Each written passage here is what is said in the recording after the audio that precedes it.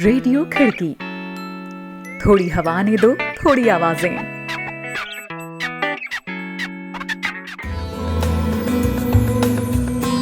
आज है 25 अप्रैल, दिन शनिवार। आप भारती जोशी के साथ सुन रहे हैं खिड़की इंटरनेशनल बुलेटिन। यहाँ हर रोज हम आपके लिए लेकर आते हैं दुनिया भर की अहम खबरें। यह कार्यक्रम आप खिड़की.com के साथ ही खिड़की के YouTube चैनल, फेसबुक पेज और व्हाट्सएप ग्रुप पर भी सुन रहे हैं। शुरुआत करते हैं आज की पहली खबर से।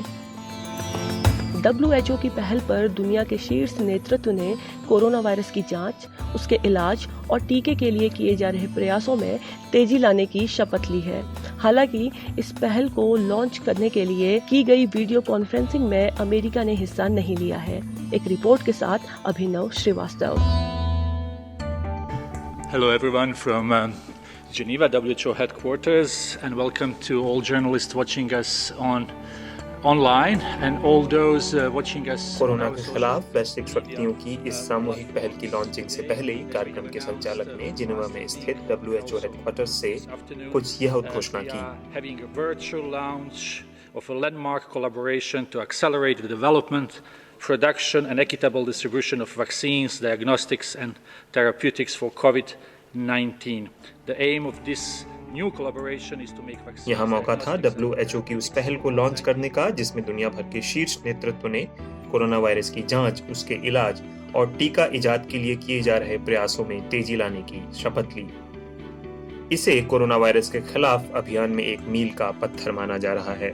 WHO के महानिदेशक टेड्रोस गेब्रेयेसस ने इसे महत्वपूर्ण पहल बताते हुए कहा, Past experience has taught us that even when tools are available, they have not been equally available to all. अनुभवों ने हमें बताया है कि संसाधन उपलब्ध होने पर भी सबके लिए एक समान तौर पर उपलब्ध नहीं होते हैं, लेकिन इन हालातों में हम ऐसा नहीं होने दे सकते। हम एक ही तरह का खतरा झेल रहे हैं जिसे कि सिर्फ साझे प्रयास से ही हराया जा सकता है। WHO के महानिदेशक टेड्रोस गेब्रेयेसस के शब्द। हालांकि इस वीडियो कॉन्फ्रेंसिंग में फ्रांस के राष्ट्रपति Emmanuel Macron, German chancellor Angela Merkel और दक्षिण अफ्रीका के राष्ट्रपति सिरिल रामाफोसा के साथ ही दुनिया के कई महत्वपूर्ण देशों के नेतृत्व ने हिस्सा लिया, लेकिन अमेरिका की ओर से इस महत्वपूर्ण मीटिंग में कोई शामिल नहीं हुआ। इससे पहले अमेरिका ने WHO की कोरोना के खिलाफ कार्रवाइयों पर लापरवाही के आरोप लगाते हुए उसके फंड में अपनी हिस्सेदारी को रोक दिया है।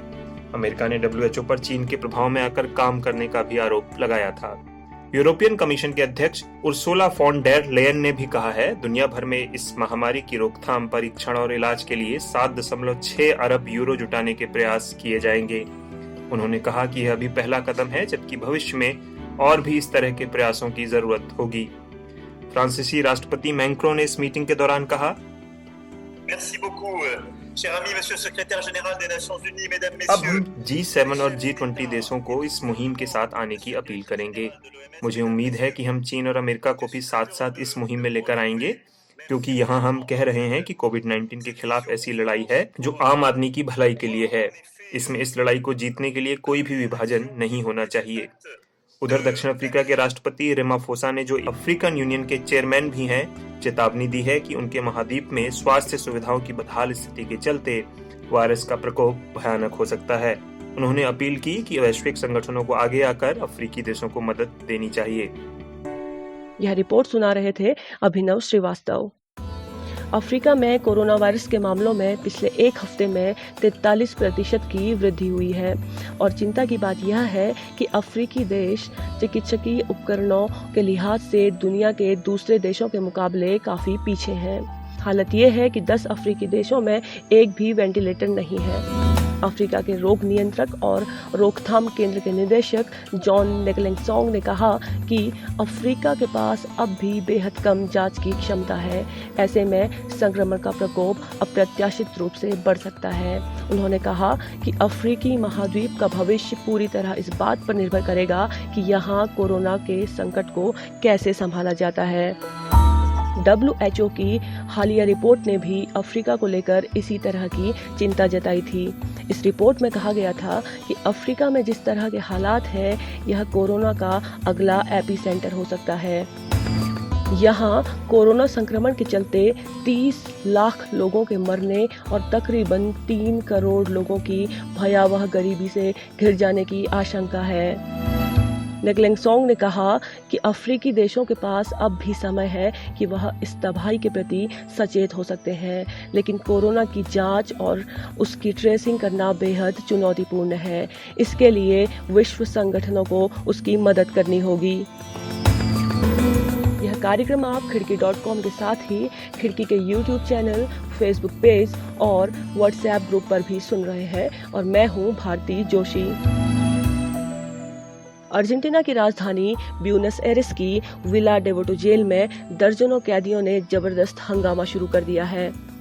यह हंगामा जेल के भीतर एक वार्डन के कोरोना पॉजिटिव होने की पुष्टि के बाद शुरू हुआ था।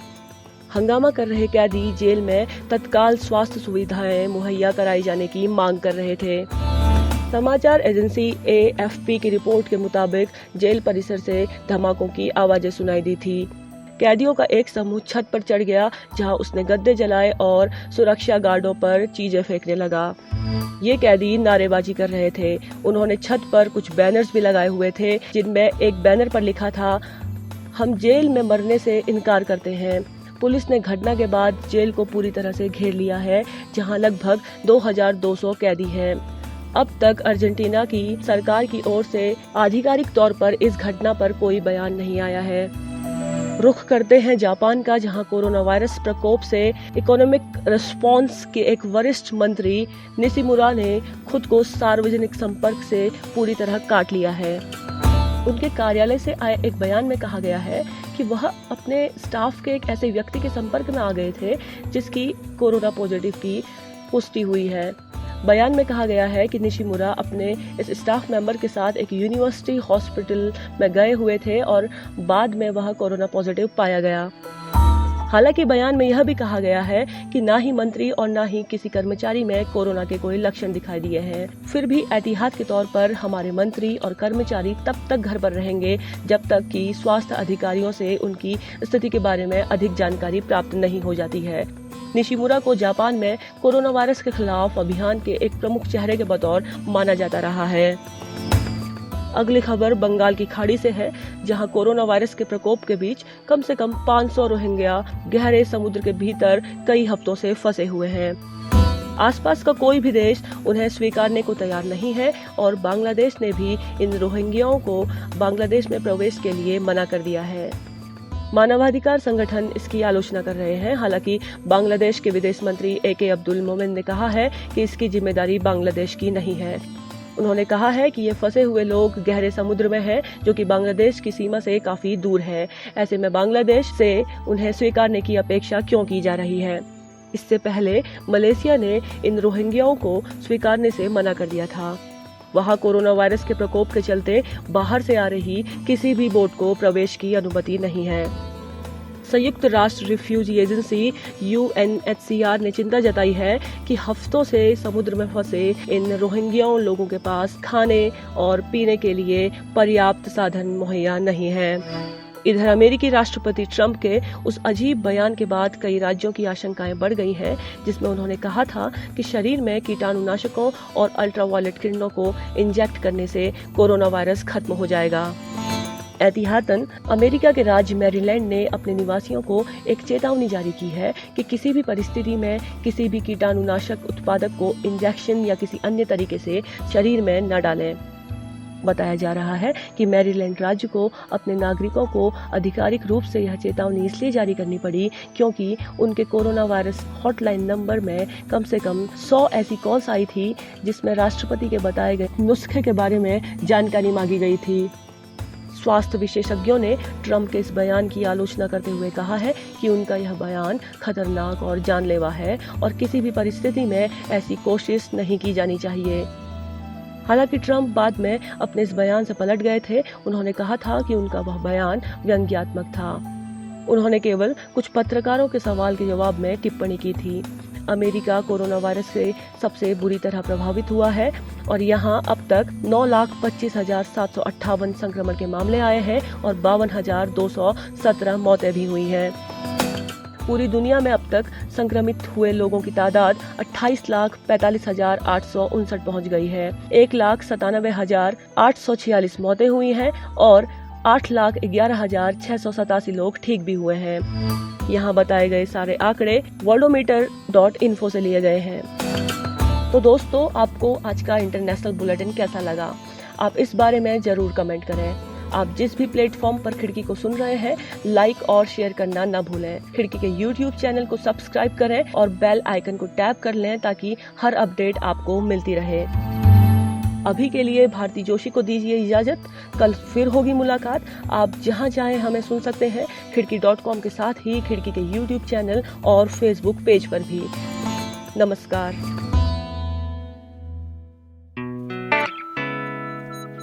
रेडियो खिड़की, थोड़ी हवा ने दो, थोड़ी आवाजें।